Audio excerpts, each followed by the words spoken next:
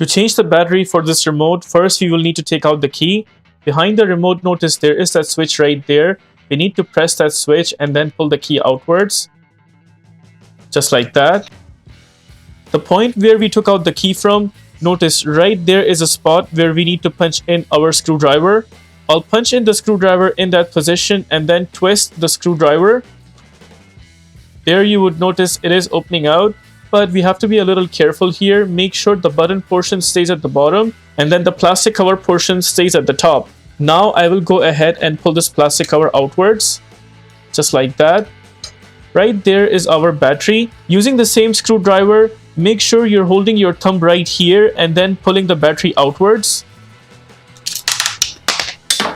There is that battery taken out. It is a CR2032 type battery. In my case, the battery is good, so I will be installing it back. But in your case, if you want to install a new battery, these are the steps you should follow. Pay attention here. There are two tabs in the remote, one right here and one right there.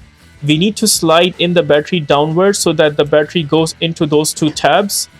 Just like that. And once completely in, then we will give a push to the battery downwards. There it is. We make sure the battery is in on all over the edges and seems like it is completely in. Sometimes this portion of remote also comes apart. We make sure it's completely in and not coming out. Seems like that portion is completely in. Now we will go ahead and punch in the other side of the remote. While you're punching the top cover, make sure you are not pressing the bottom buttons right there, because if you press those buttons while installing the top cover, it will displace the top portion of the battery. We carefully punch in the top cover, and once it's aligned from the top and from the bottom, only then we will give it a slight push so that it's installed firm and strong. We'll make sure all the edges are completely inside and it seems like it is good. Now we will go ahead and install the key in the remote.